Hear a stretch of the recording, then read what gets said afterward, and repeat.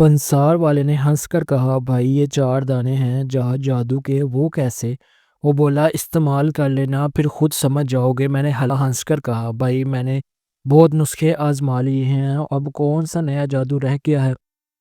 وہ بولا، یہ نسخہ عام نہیں ہے، اس بندے کے لیے ہے جو اپنی مردانہ شرمندگی سے دیکھ چکا ہو۔ یہ سن کر میرا کلیجہ کچھ لمحے میں خاموش رہا، دل میں ایک ہی بات گونج رہی تھی، کاش واقعی یہ کام کر جائے۔ اور جب میں نے استعمال کیا تو بیوی حیرت سے کہا، یہ کون جادو ہے جو تم بدل گئے ہو؟ بس وہ رات میری زندگی بدل گئی، اعتماد لوٹ آیا، چہرے پر سکون اور دل میں نئی طاقت۔ اب سنو وہی جادوئی نسخہ جو مردانہ کمزوری کو جڑ سے ختم کرتا ہے۔ ان آنکھوں کو سکون کیسے آئے؟ ان آنکھوں نے اپنی ماں کو رخصت ہوئے دیکھا ہے۔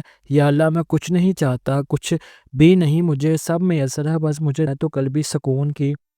میرے دل کو وہ سکون عطا فرما جو تو نے اپنے انعام یافتہ بندوں کے لیے کر دیا۔ بے شک تیرے رحم کے بغیر کچھ بھی نہیں، بس اپنی جانب سے مطمئن رکھ، سن لے میری دعا اے میرے مالک۔ مطلب کے بنا کسی کو کون پوچھتا ہے؟ بغیر روح کے تو گھر والے بھی نہیں رکھتے۔ اگر کوئی تم سے روٹھ جائے تو پھر خود ہی تم سے ملنے کو تڑپے تو یاد رکھنا وہ تم سے بہت محبت کرتا ہے۔ اسلام میں حجاب پہننا فرض سمجھا جاتا ہے، یہ ذاتی انتخاب نہیں، اللہ کا حکم ہے۔ حجاب شائستگی، وقار اور عورت کے تحفظ کی علامت ہے۔ جب سورۃ الاحزاب میں پردے کی آیت نازل ہوئی تو صحابیات نے یہ نہیں کہا کہ بعد میں کر لیں گے، یہ ہماری نیت اچھی ہے، بلکہ انہوں نے کہا راتوں رات اپنے لیے حجاب سلائی کیے اور بڑی چادریں تیار کی۔ آج ہم نیت پر بات کرتے ہیں، مگر ان جیسی نیت کہاں؟ اور جو مرد آج دیکھتے ہیں ان کی نیت ان مردوں جیسی نہیں ہو سکتی۔ لہٰذا دو ہی راستے ہیں، یا تو ہم سنتے ہیں اور حکم مانتے ہیں، یا سنتے ہیں اور نافرمانی کرتے ہیں۔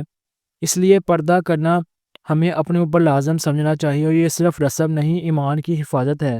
حضور نے فرمایا، جب آدمی ثواب کی نیت سے اپنے اہل و عیال پر خرچ کرے تو اس کے لیے صدقہ ہے۔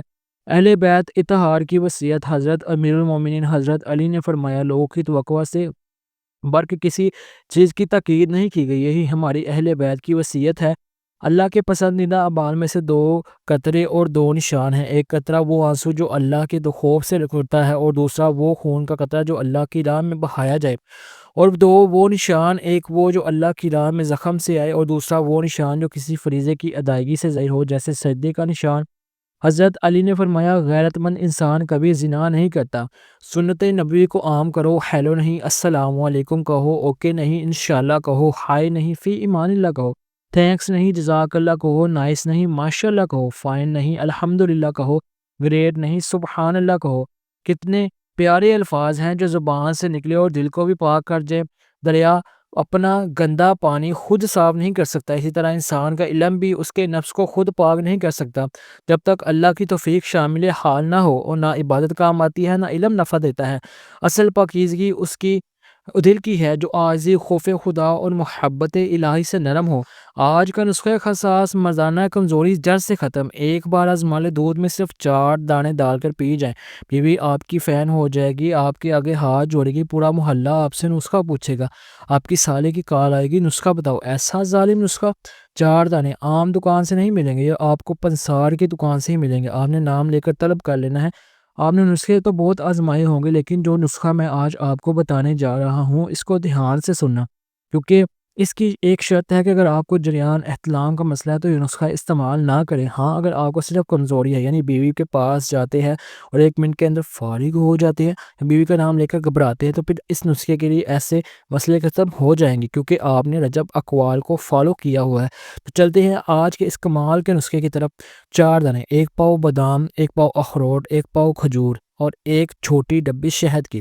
ان چیزوں کو اچھی طریقے سے شہد کے اندر مکس کر دیں، یہ ایک مادہ بن جائے گا۔ روزانہ رات کو 1 چمچ نیم گرم دودھ میں ڈال کر پی لیں، یقین کریں آدھے گھنٹے کے اندر فرق محسوس ہو، کہیں گے واقعی یار کسی نے کوئی نسخہ بتایا تھا۔ بس یاد رکھیں، ہمیشہ استعمال رات کو ٹھنڈا نہ ہو۔ ملتے ہیں اگلی ویڈیو میں ایک اور کمال کے نسخے کے ساتھ ایک نئے دن